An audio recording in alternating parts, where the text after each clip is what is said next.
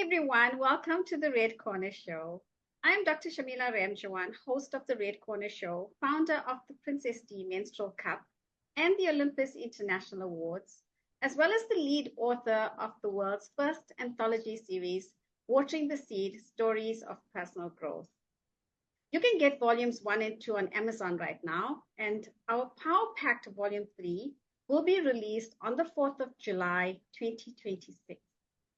As we count down to our official launch at the Olympus International Awards South Africa, we are sharing exclusive interviews with our contributing authors. And today, joining me is Katherine Silva from Kenya, whose contribution is featured as Chapter 44, The Ripple Effect. Katherine is a banker, author, mentor, and social impact advocate dedicated to community upliftment and empowerment. She's the founder of Core Africa magazine, celebrating individuals and organizations creating positive change across Africa and beyond. Katherine is also the creator of the Joy Drops Initiative, an ambassador for the Salama Mentorship Hub, and a passionate mental health advocate. She's an accomplished co-author of books, including Watering the Seed. She continues to inspire others through storytelling, compassion, and service. Welcome to the show, Katherine. Thank you. Happy to be here. Thank you, Shamila. Yes, it's so good to see you after such a long time. I last saw you at the Olympus International Awards 2025. Yes. So, Katherine, is there anything you want to share with the audience before we jump into the conversation about Watering the Seed? Watering the Seed, I will be featuring in this next volume. I was in the last volume as well. It is an amazing collection of stories, experience that can guide anyone in life. It motivates you, it inspires you. And I think that is part of why I joined it, because from the first volume that I was not in, after reading that, who would not want to be part of contributing their experiences or their opinions to impact others? So it is a great creation done by you, Shamila. Thank you so much. Done by you as well. So I really give a lot of gratitude to the co-authors, because it's you that actually makes the stories so inspirational. And also, as you mentioned, the impact that it causes, it impacts lives. And that's what we want. We want to empower others just by reading stories and tell the stories of individuals where they can also change in their daily aspects or their lives. Because a lot of people actually feel it's the end of my journey, it's the end of my life, there's nothing I can do because this is where I am now, down in the dumps. But when you start reading the inspirational stories, it actually gives you hope. Yes, exactly. So, Katherine, are you going to be in volume 4? Yes, most definitely. No question about it. Thank you so much. What exactly inspired you to be a part of Watering the Seed: Stories of Personal Growth? And why was it the right time for you to share your story? Watering the Seed doesn't just showcase celebrities that are speaking about their stories. It brings different people from different backgrounds of career, of the countries they're from, different experiences, different ages. And that's so inspiring, because you find that how we're connected as humans, because all our stories inspire, bring us together.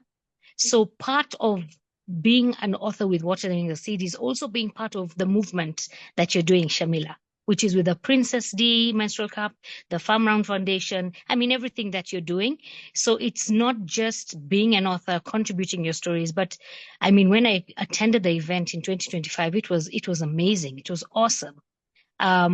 Just the fact that you get to interact with other people, collaborate, share what we're doing, and create more impact.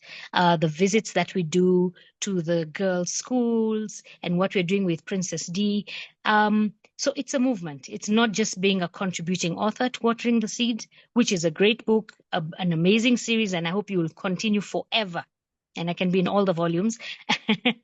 But that's what inspired me. It's more than just co-authoring. Thank you so much. And thank you for being a brand ambassador for the Princess D Menstrual Cup as well. Yes, that's my pleasure as well.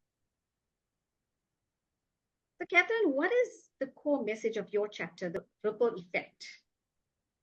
And what do you want readers to feel or reflect on after reading your chapter?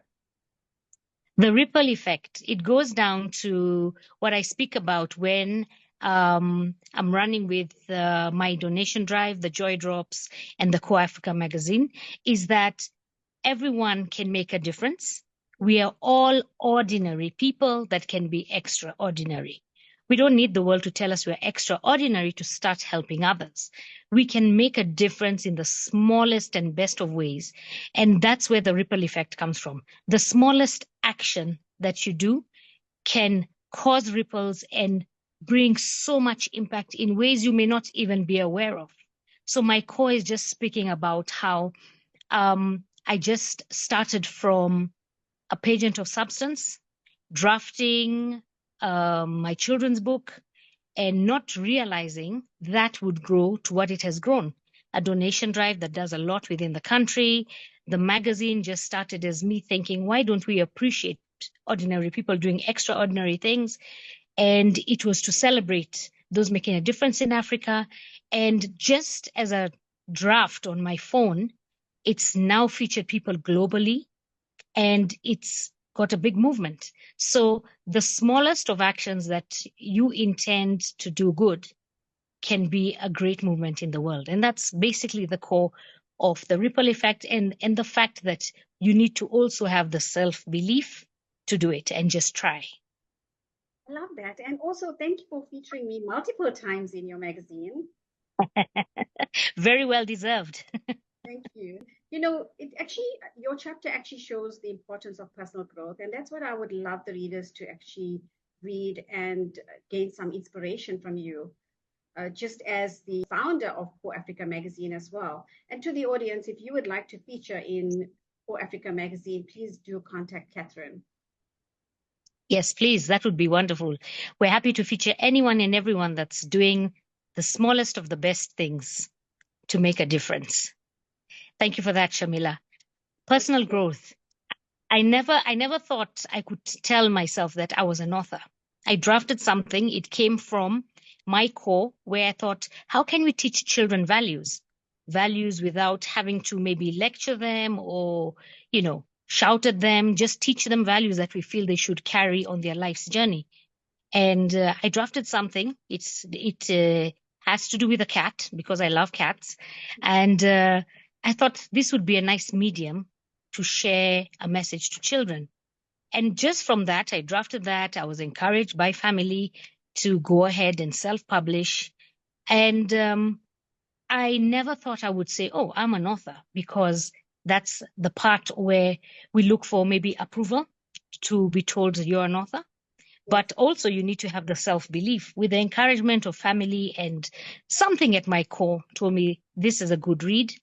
And I worked with the professionals to illustrate, which taught me a lot as a personal growth on what you need to do with a book, how are you supposed to align it, and all that sort of thing. And I developed myself into an author.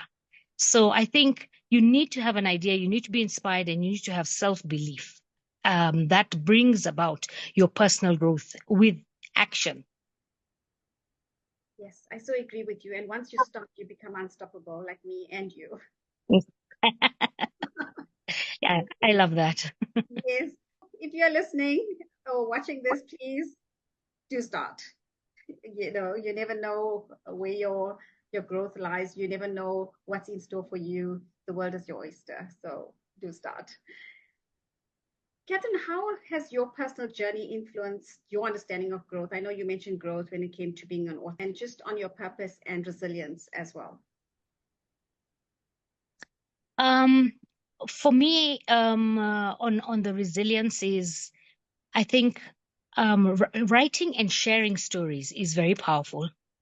It not only brings impact, but it makes you understand that the challenges we go through, many others go through, better or worse.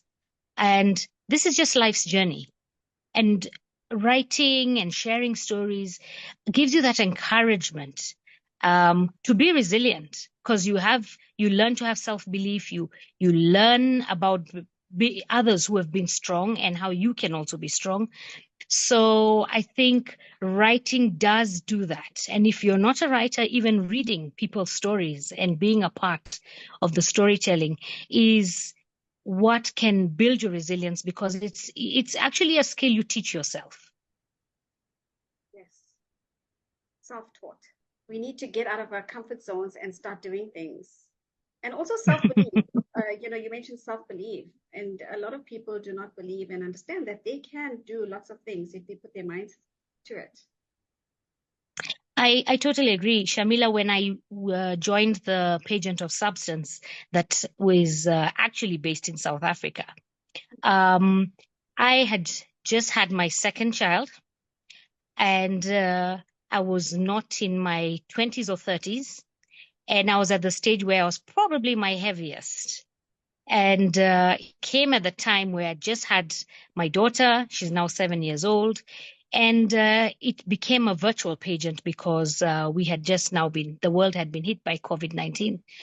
And this challenge came up, and normally you'd be like, no, I'm not doing something like that. And then I just thought, there's nothing better I'm doing with myself. And you know what? Let me challenge myself, because we always say to ourselves as ladies, I love myself, I accept myself as is. So I actually just picked that up and did it. And, there was things like videos of how you'd walk on a catwalk, or if you dress to this theme and that sort of thing. And it also grew me to further self-embrace who I am. And if there are areas of improvement, yes, work on them. But as you are currently, you need to see yourself as just powerful as you are. Love it. We all are powerful. What would you say to someone right now that may be facing challenges similar to what you've experienced in your journey and your growth? Yeah, we have a lot of people facing challenges. We're all facing challenges. And what I would say is whatever you believe in as your creator, one, you need to fall back onto your belief. If you're prayerful, have your prayers and put it all out in that energy, what you want to achieve, and then work on you doing it for yourself. We often are brought up to get approval before we action anything, and it's very common for women. You can have an idea, you reflect it on someone, and it could be someone who loves you, someone who has the best interest for you. But remember, they are an individual in themselves, and they can always deflect you with their natural response to what you bring out. So I believe ideas, things you want to try that are totally different from the line you're in, say a prayer, have self-belief, and just say, you know what, I'm just going to try it. And then be kind to yourself. If it doesn't go well, if you're not so motivated, if it's a mistake and you need to do it in a different way, just keep encouraging yourself and keep going. I believe in baby steps progress. Baby steps. Learn to walk again, and you will run. Definitely baby steps. I like that. Do you also think that they should leverage off people by talking to them and talking about their issues and their challenges, seeking help? Definitely. Many times you find that if you're not seeking help within you don't have a support structure, or even if you have, it's always good to have a professional guidance or help, a direction. Definitely. That is very, very important. And it comes down to collaboration, dealing with others maybe who have been through the same, researching, informing yourself, but it all comes from you taking all that action. And I think, these days with women empowerment, there are so many people out there that have initiatives where you actually go to places or people that you don't know or haven't seen or heard before. And it's good to connect with them so that you know that you can trust them because they're not going to retell your story to someone else if you're scared of that. So there's many ways to look at it, opposed to just going to a friend and you feel that friend is going to betray you at some point. So Yes. yeah, it's a lot to think about. And I would say definitely seek professional help. But if you do not have the means to seek professional help where it's paid help, then rather join these women groups that can help you through this journey. You know, the right group of women where there's empowerment or it's a small setup. I always say a stranger can actually help you much more than someone could help you as a close friend or as a relative because they would be coming from a different perspective of how they know you. Yes, But a fellow stranger, another woman with similar experiences, may guide you in a very different way. I think so too, for sure. So, Catherine, back to the book. How did writing your chapter impact you personally? What was your feeling when you put that pen to paper? Well, because we write from the heart, it takes me back on, whenever I write, it takes me back on the journey of either my childhood. Um, I remember even with the last Watering the Seed volume, these both contributing, both articles have contributed to took me back to my childhood, the positive things, the encouragement, the playful times. And I think it's always good to reflect. When you write, it always makes you reflect. And you may also reflect on something where you think, oh dear, I need to work on that. Or, oh, I need to appreciate this person that encouraged me. Or I need to let go of that. So definitely me working on that chapter, it drove me to remember, and then it also made me appreciate because it speaks a lot about what I achieved, from where I started with the small donation drive, and it gave me some awe to say, wow, I achieved all this just from a thought and actioning it. So it made me appreciate. Thank you so much for that, Catherine. And we've come to the end of the chat. Is there anything else that you'd like to share? Well, I'd like to share that anyone out there who would like to be part of Watering the Seed should actually join it so we can have new faces in there and meet more people and have this movement that keeps going and going. So reach out to Shamila. It's not really something that you have to be invited. If you have a story to share, please reach out. Yes, Thank you for absolutely. having me, Shamila. Thank you. And we're hoping that it's going to be an Amazon bestseller. We started with volume one, Wow. 25 authors in 2023. 2025, we went to 30 authors, and now volume three with 50 authors. But we are not going beyond 50. So if we have to cap it for volume four, it will be 50 or less. But, the authors that have come on board and shared their stories and their journeys, and it's going to be really, really great when people buy the books and read the stories. So So, it is an Amazon bestseller. yes, yes, definitely. In our hearts, we know it's an Amazon bestseller for sure. We just need people to read and be inspired. Catherine, thank you so much for coming on the show. I'm so looking forward to launching the book and releasing. It's a pity that you cannot join us in South Africa this year, but hopefully I will see you in Kenya. That would be lovely. You're most welcome. Thank you so much. And we can have volume three launch in Kenya. How's that? That would be wonderful. That would be wonderful. Yes, because we have Honorable Shem in the book as well. So Exactly. to the audience, Catherine's story is one of many inspiring voices featured in Watering the Seed, Stories of Personal Growth, volumes 2 and 3. So get your hands on the books. And to Catherine, thank you for sharing your story with us. Your journey inspires many people and surely will in volume 3 as well. Everyone, do not forget to like, share, and follow the Red Corner Show. If you would like to be on the show, please drop me an email, redcornershow@gmail.com. And you too could be sharing your story. And if you would like to be in volume 4, you can drop me an email.